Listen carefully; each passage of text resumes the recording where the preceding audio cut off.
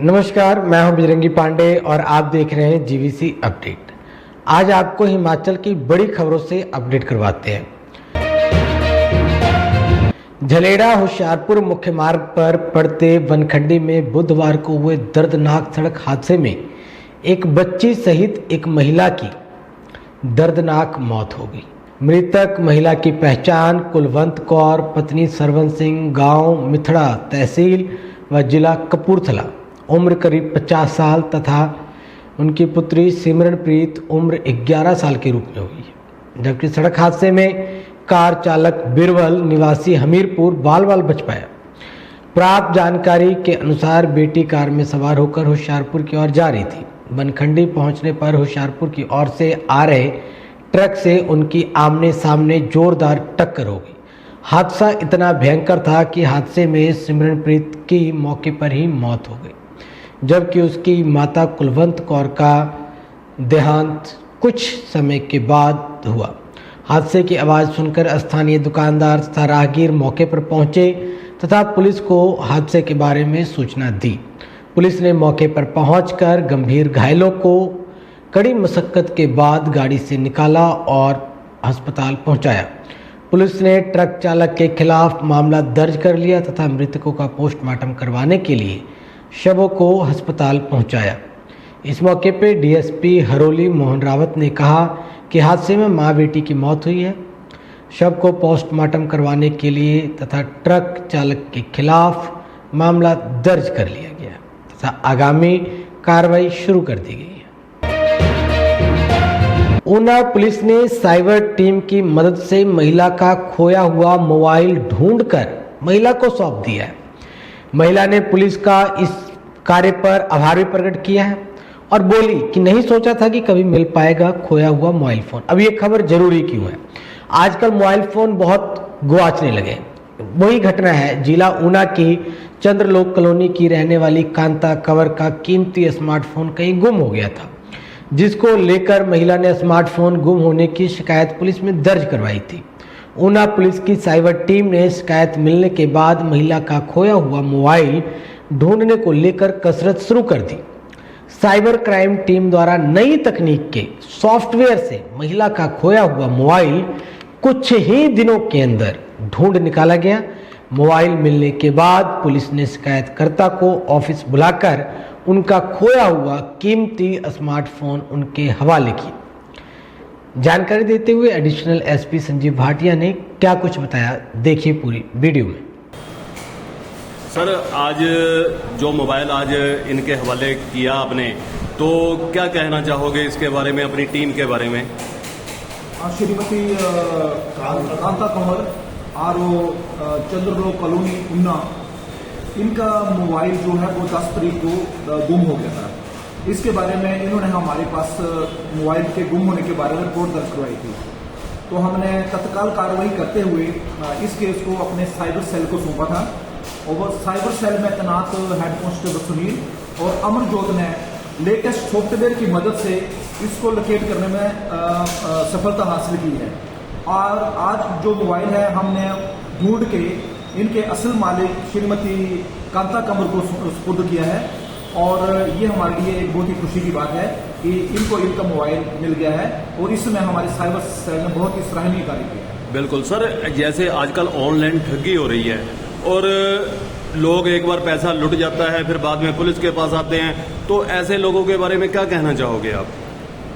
हाँ, cyber crime जो है एक लेटेस्ट चुनौती है और हमें सभी को इस बारे में जागरूक और सतर्क रहना चाहिए, क्योंकि सतर्कता में ही हमारी समझदारी है। और किसी भी जो ऑनलाइन जो आपको कोई बहकाता है उसके बहकावे में ना आए और जो भी अगर आपके नॉलेज में कोई ऐसी कभी बात आती है तुरंत आप पुलिस से संपर्क करें, ताकि हम समय रहते जो है वो ऐसे फ्रॉडस्टर के खिलाफ या जो ऐसे साइबर क्राइम्स करते हैं उनके खिलाफ कानूनी कार्रवाई हम करा सकें। धन्यवाद सर। मैडम, क्या नाम है आपका? अच्छा मैडम, आज आपका मोबाइल पुलिस ने गुम हो गया था, आपके हवाले किया, तो पुलिस के बारे में क्या कहना चाहोगे आप? इसके बारे में हमारे जो हिमाचल की पुलिस है बहुत अच्छी है, उन्होंने मेरी पूरी मदद की है। मुझे तो आस नहीं थी, पर उनके कारण कोशिश के कारण, जो उनकी निपुणता के कारण मुझे मेरा मोबाइल मिल गया।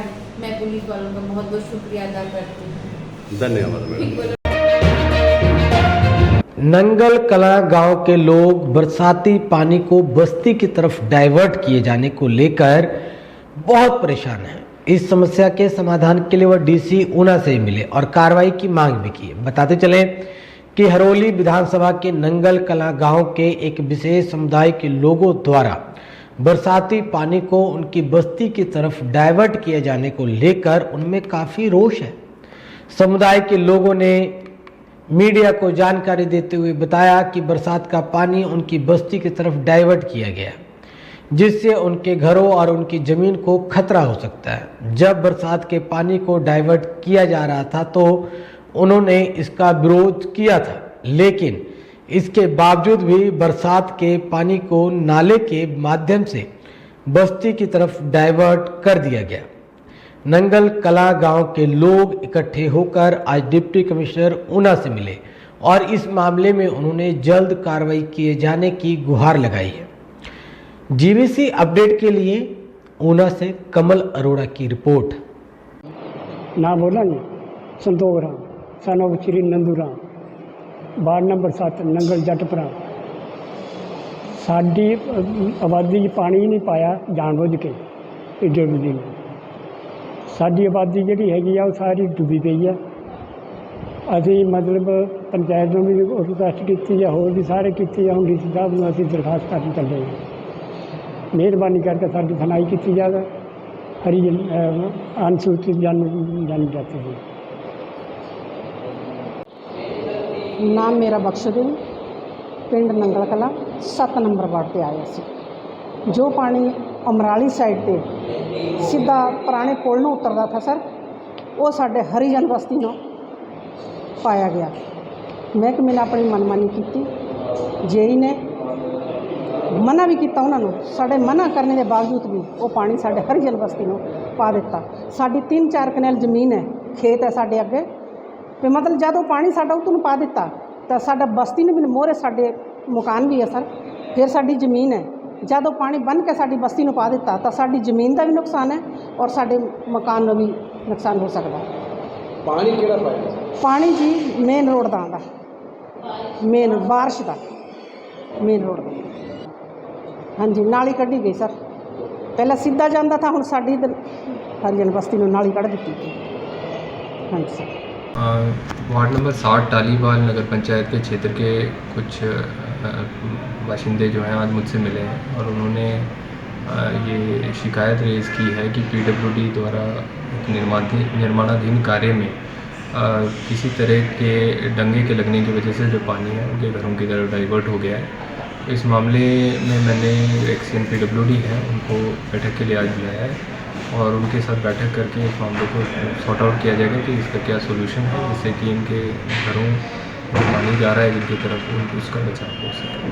धन्यवाद। मंत्री विक्रमादित्य सिंह और जयराम ठाकुर आमने सामने हो गए। भाजपा पर मंत्री ने बोला जुबानी हमला, आखिर क्यों? देखिए पूरी वीडियो को। जो सरकारी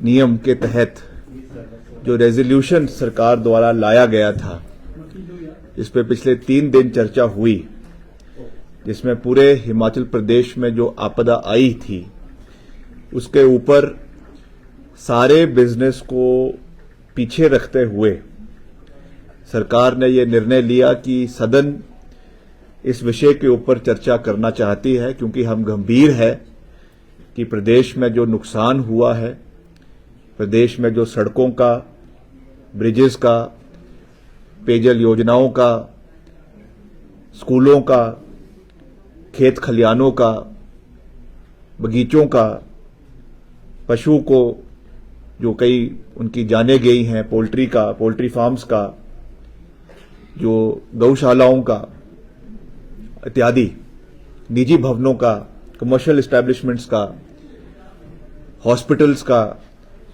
और टूरिज्म इंडस्ट्री का खास करके जो नुकसान हिमाचल प्रदेश के अंदर हुआ है, उसको चर्चा में लाया गया। मुख्यमंत्री द्वारा इसका इनिशिएशन किया गया और ये हमने प्रयास किया, सरकार द्वारा खुले मन से ये प्रयास किया गया कि इसके ऊपर सकारात्मक चर्चा हो, पक्ष के साथी भी इसमें अपनी बात रखें, सरकार भी अपनी बात रखें, जो विधायक है वो भी अपनी बात रखें और विपक्ष के साथी भी इसमें अपनी बात रखें, गंभीरता से इस विषय को सदन के अंदर चर्चा करें और एक स्वर के साथ, एक आवाज के साथ केंद्र सरकार से ये मांग करें कि जो मुख्यमंत्री जी ने 12,000 करोड़ रुपए की सरकार ने जो सिफारिश केंद्र सरकार से करी है कि जो विशेष पैकेज हिमाचल को मिलना चाहिए, उसके लिए ये निवेदन किया। मगर ये मैं समझता हूं कि विपक्ष के साथी जो बड़ी बड़ी बातें करते हैं, बड़ी बड़ी लोगों के बीच में जाकर सहानुभूति प्राप्त करने का प्रयास करते हैं, उनके नेता प्रतिपक्ष पूर्व मुख्यमंत्री जिनका हम निजी रूप से मान सम्मान करते हैं, मगर उनका जो विरोधाभास की राजनीति है और जिस तरीके से उनका पिछले कल सदन के अंदर उनका और उनके सभी साथियों का जो वक्तव्य रहा, वो मैं समझता हूं कि हिमाचल प्रदेश की 75 लाख आवाम को बिल्कुल भी पसंद नहीं आया। सुक्खू सरकार द्वारा पूर्व भाजपा सरकार के खिलाफ श्वेत पत्र लाने पर जमकर बरसे नेता विपक्ष जयराम ठाकुर। खुद सुनिए सारी बातें। विधानसभा के अंदर प्राइवेट मेंबर डे होने के नाते बिजनेस ऑलरेडी जो लिस्टेड था उस पर कार्रवाई होनी थी, लेकिन बहुत विचित्र लगा हमें जब उस बिजनेस में जिस बात का जिक्र नहीं था वो भी वहां पर उनने करने की कोशिश की। जो श्वेत पत्र का आप जिक्र करते हैं, हमें मालूम था कि ये श्वेत पत्र इस सत्र में लाने की बात कह रहे हैं, लेकिन प्राइवेट मेंबर डे जिस दिन होता है उस दिन कोई भी कार्रवाई जो लिस्टेड बिजनेस होता है उसके अतिरिक्त नहीं होता है। अगर होता भी है तो हाउस की सहमति से होता है। हम सबको इस बात को लेकर के बड़ा आश्चर्य हो गया कि जब एकाएक डिप्टी चीफ मिनिस्टर खड़े होकर के श्वेत पत्र पढ़ने लगे तो हमने व्यवस्था पर प्रश्न खड़ा किया, लेकिन जब इजाजत नहीं दी गई और आखिरकार उस सारे विषय को लेकर के हमारा ऐतराज था और हमने अपना ऐतराज जाहिर किया है। नाहन महिला आरक्षण बिल को लेकर पत्रकारों से बातचीत करती सिरमौर भाजपा जिला महिला मोर्चा अध्यक्ष सीमा कन्याल ने क्या कुछ कहा, ये जानना आपके लिए बहुत जरूरी है। ध्यान से सुनिए इनके इस भाषण को। हम माननीय प्रधानमंत्री श्री नरेंद्र मोदी जी का धन्यवाद करना चाहते हैं। इसलिए धन्यवाद करना चाहते हैं कि आदरणीय प्रधानमंत्री जी ने महिलाओं के लिए एक बिल पेश किया है। उस बिल में महिलाओं के लिए 33% का आरक्षण है, जिसमें कि महिलाओं को पहले 33% का आरक्षण पंचायती राज में था, परंतु अब जो है विधानसभा में भी और लोकसभा में भी इस बिल को पारित होने के बाद जो है हमें आरक्षण मिलेगा। इसलिए हम माननीय प्रधानमंत्री जी का बहुत बहुत धन्यवाद करना चाहते हैं। इस बिल को पेश करके माननीय प्रधानमंत्री जी ने दर्शा दिया है कि हमारे देश की टोटल आबादी में से जो 50% की आबादी जो महिलाओं की है वो सिर्फ वोट बैंक के लिए नहीं है। महिलाएं राजनीति में आगे आएँ, इस बिल में माननीय प्रधानमंत्री जी ने यह दर्शाया है। इस बिल के तहत जो माननीय प्रधानमंत्री जी ने पेश किया है, इसके लिए हम माननीय प्रधानमंत्री जी का बहुत बहुत धन्यवाद करते हैं।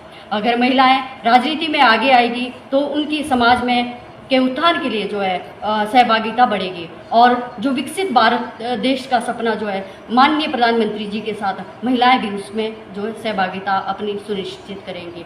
माननीय प्रधानमंत्री जी का जो है 9 वर्ष के कार्यकाल पूरा हुआ है, उसमें भी माननीय प्रधानमंत्री जी ने महिलाओं को सामर्थ्यवान बनाने के लिए सुदृढ़ बनाने के लिए, समृद्ध बनाने के लिए हर तरह से जो है महिलाओं की मदद की है, जिसके लिए हम सब महिलाएं जिला सिरमौर की या प्रदेश की, हमारे हिमाचल प्रदेश की महिलाएं जो है माननीय प्रधानमंत्री जी का बहुत बहुत धन्यवाद करती है।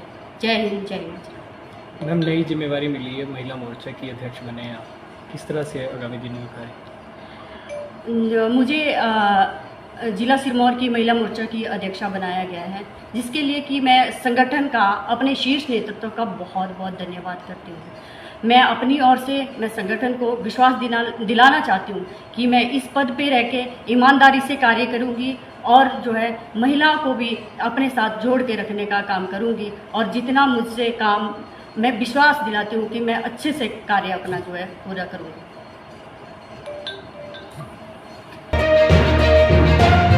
ढाबे में खाना ना मिलने पर 1 दर्जन युवकों ने 70 साल के बुजुर्ग होटल मालिक पर डंडों के साथ हमला करके उनकी पिटाई कर दी। मेडिकल करवाने के लिए 10 घंटे से खड़े अस्पताल के बाहर खा रहे हैं धक्के। मेडिकल करवाने के साथ उनके साथ मेडिकल करवाने के लिए पुलिस भी नहीं आई। एसपी के पास इस चीज की शिकायत भी की गई थी। हमीरपुर डिपो के बाड़े में शामिल हुई 24 नई बसें। यात्रियों को एसी बसों में होगा सुहाना सफर, क्योंकि जितनी बसें शामिल हुई है उसमें एसी बसेस भी हैं। बीच रास्ते में होने वाली ब्रेकडाउन की समस्याओं से भी अब उन्हें निजात मिल सकता है। अब से पहले ऐसा होता था कि बीच रास्ते में बसें रुक जाती थी, ब्रेकडाउन हो जाती थी और काफ़ी सवारियों को काफ़ी दिक्कतों का सामना करना पड़ता था। उससे छुटकारा मिलने के आसार हैं। इसमें से 10 लेलैंड बसेज हैं और 14 जो है टाटा की बसेज हैं, और ये सारी BS6 बसेज हैं जिनके पोल्यूशन नॉर्म भी अच्छे हैं, बैठने में आरामदायक हैं। और इसमें से मैं जानकारी के लिए बता दूं, 3 बसेज AC हैं जो लेलैंड बसेज हैं। इनको हम 2 बसेज को चंडीगढ़ के लिए चला रहे हैं फ़िलहाल, सुबह 4:45 पे और 6 बजे हमीरपुर से। और चंडीगढ़ से इनका चलने का समय है शाम को, दोपहर को एक का 12:05 पे और दूसरी का 3 बजे। और एक बस जो है हमारी, अब हम ट्रायल तौर पे उसको अमृतसर के लिए चलाएंगे सवेरे 5:50 पे। हाँ, जो लॉन्ग रूट का हमारा बेड़ा है स्पेशली दिल्ली जाने के लिए, वो हमारा कम्प्लीटली नया हो गया है। और कुछ बसेस हमारी जो कटरा जाती हैं वो भी अब नई बसेस जा रही हैं। और इसी प्रकार से चंडीगढ़ की है हमारे 7 रूट है, 7 रूट में से 4 हमारे नई बसेज जा रही हैं। और हमारा टोटल बेड़ा जो अब 143 बसों का हो गया, और इससे हमारे को काफ़ी आराम भी मिला है, और जिससे जो ब्रेकडाउन हो जाया करती रास्ते में, पथ विभंग हो जाया करती, उससे भी काफ़ी शांति मिली। पंडोह में 8 मील के पास स्कूल बस और स्कॉर्पियो में जोरदार टक्कर हो गई। 25 बच्चे इसमें गंभीर घायल हो गए।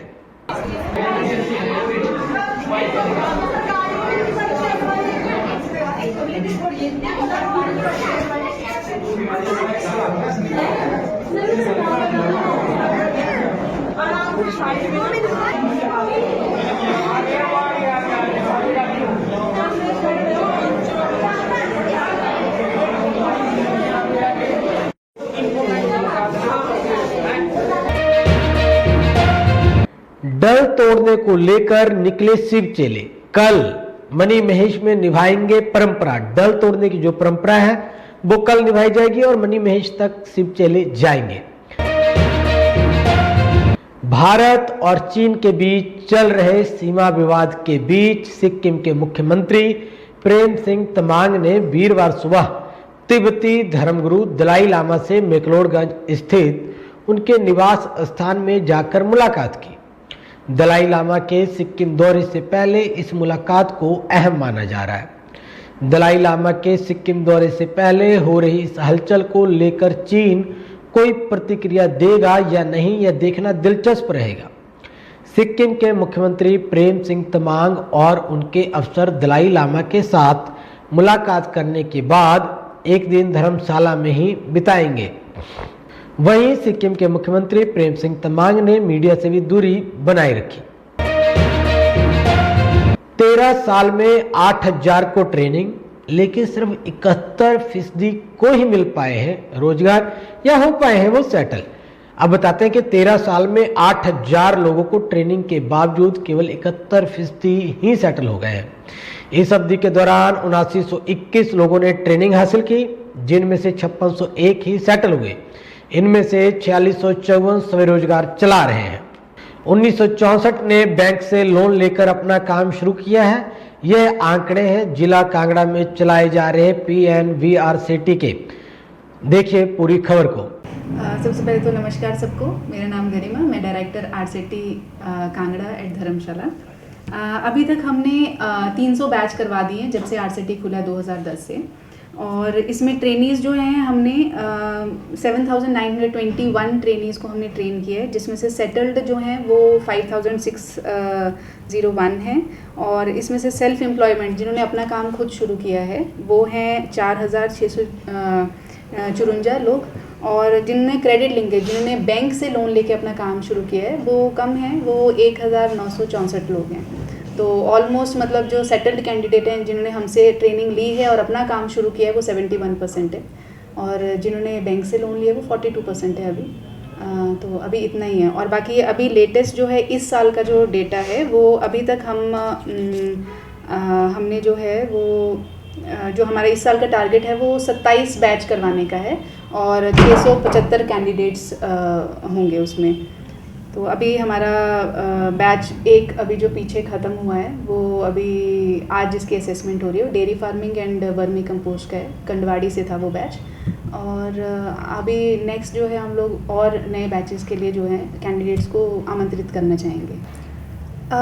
एक तो सबसे पहले जो है मैं ये कहना चाहूँगी कि थोड़ा सा कॉन्फिडेंस लेवल नहीं है उनका कुछ जो है, क्योंकि लेडीज़ ज़्यादा हैं हमारे प्रोग्राम में, तो उसमें ये है कि कुछ फैमिली की तरफ से भी कुछ इश्यूज़ रहते हैं, वो अपना काम नहीं शुरू कर पाती हैं, बच्चे हैं, घर का काम है, तो वो उतना टाइम नहीं निकाल पा रही, हालांकि ट्रेनिंग कर लेते हैं। तो कई बार वो अपने आप को एक्सप्रेस करने में झिझकती हैं, तो एक वो कारण भी है।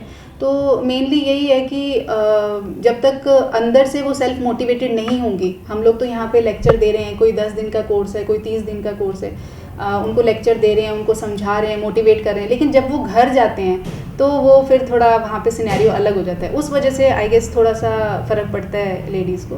तो यहाँ पे जो मेन मोटिव है RCT का वो ये है कि गुरुकुल सिस्टम, जैसे पुराने टाइम में राजा महाराजाओं के बच्चे जो थे वो कोर्स करने के लिए आते थे या पढ़ने के लिए आते थे, आश्रम में जाते थे गुरु के पास, तो वो वहाँ से पूरा कट ऑफ होके और सारे बच्चे एक बराबर होते थे कोर्स करने के लिए। तो वही कॉन्सेप्ट यहाँ पे जो गुरुकुल का कॉन्सेप्ट है वो अगर यहाँ फॉलो किया जाएगा तो शायद थोड़ा फ़र्क पड़ेगा, क्योंकि कई कोर्सेज जो हैं वो ऑफलाइन हैं।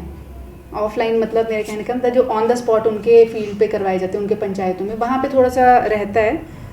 जो यहाँ पे आके लोग करते हैं वो ऑलमोस्ट मैक्सिमम जो है नंबर जो है उसमें सेटलमेंट का ज़्यादा रहता है, क्योंकि वो अपने घर छोड़ के आए होते हैं।